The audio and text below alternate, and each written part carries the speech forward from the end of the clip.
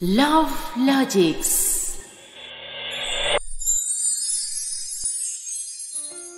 Hello दोस्तों, love logics channel में आपका स्वागत है। ये कहानी शुरू होने से पहले जल्दी से हमारे चैनल को सब्सक्राइब करके बेल आइकन दबा दीजिए, क्योंकि हम आएंगे हर बार एक नए लव स्टोरी के साथ।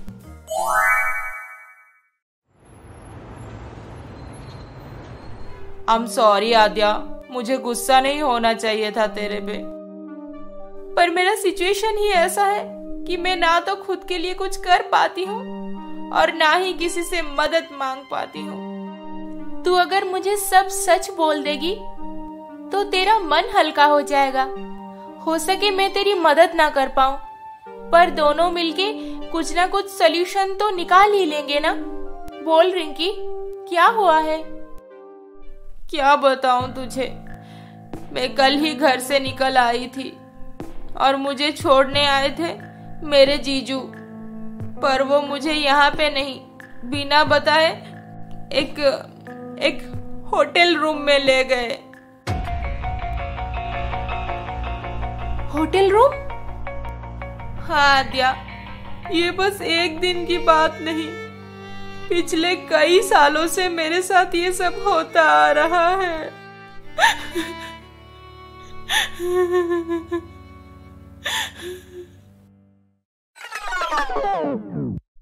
माँ को तो मैंने बचपन में ही खो दिया था, और जब मैं 14 साल की थी तो पापा अचानक से हार्ट अटैक में चल बसे। तब मेरी दीदी की नई नई शादी हुई थी। दीदी जीजू दोनों गोवा में रहते थे और मुझे हमेशा के लिए अपने साथ उनके घर ले गए।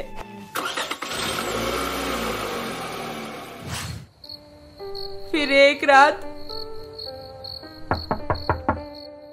दीदी इतनी रात गए क्यों बुला रही है? जीजू आप? उस अंधेरी रात में रिंकी के जीजू बिना कुछ कहे कमरे में घुस के दरवाजा अंदर से बंद कर दिए। जीजू, आप दरवाजा क्यों बंद किए?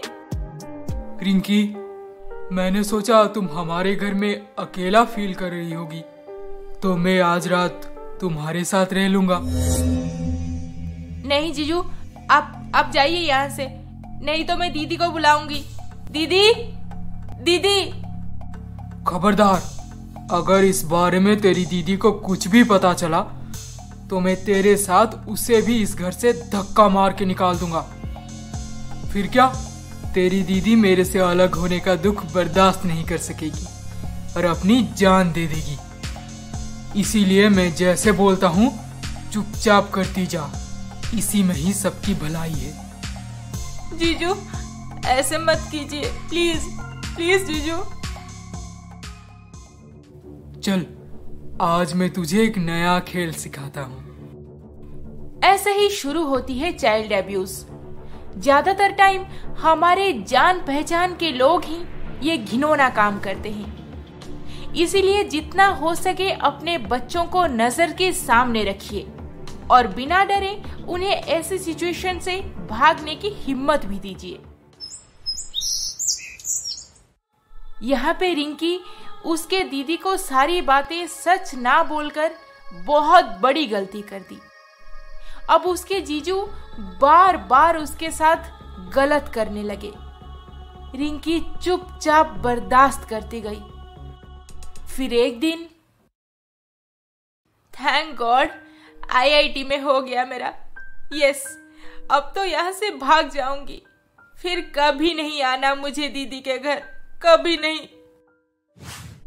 आपको पता है, हमारी रिंकी आईआईटी क्रैक कर ली। अब तो वो बहुत बड़ी कॉलेज में पढ़ेगी।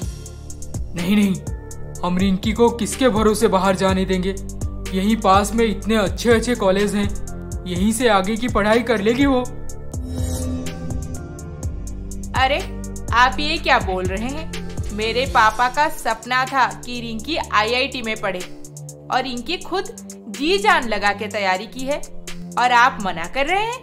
नहीं, मैं अपनी बहन को आईआईटी जरूर भेजूंगी।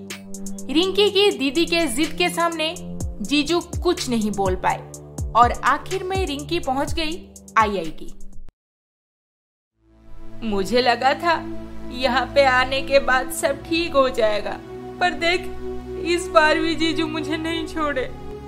Rinki, I am so sorry कि तेरे साथ ये सब हो रहा है, पर तेरी दीदी तो इतनी स्ट्रांग है, फिर तू डरते क्यों?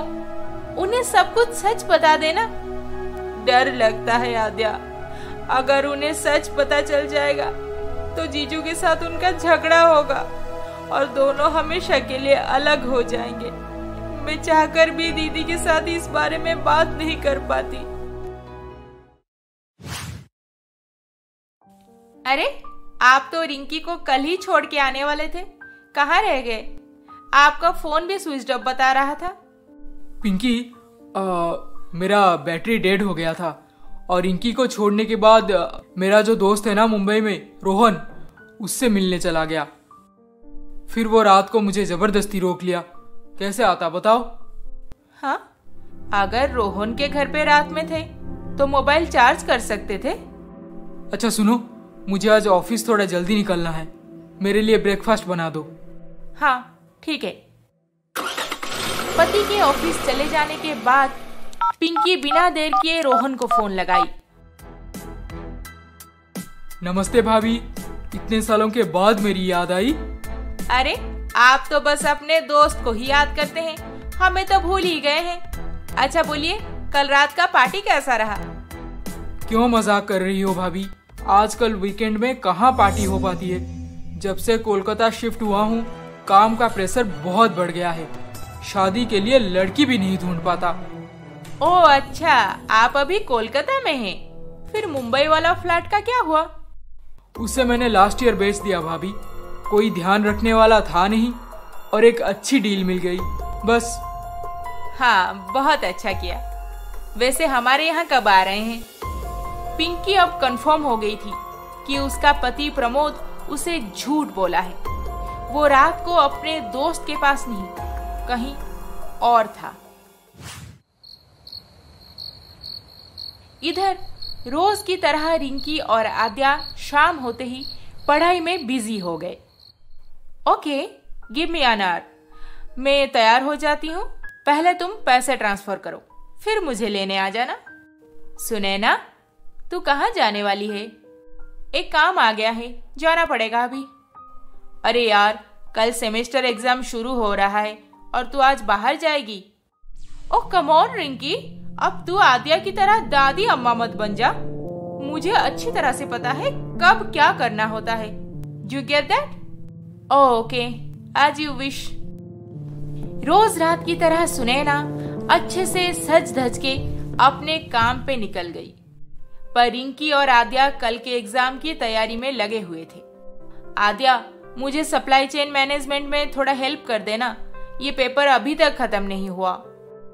अरे ये तो बहुत इजी है, सुन, supply chain management is the management of. पढ़ते पढ़ते देर रात हो गई और दोनों आराम से सो गए।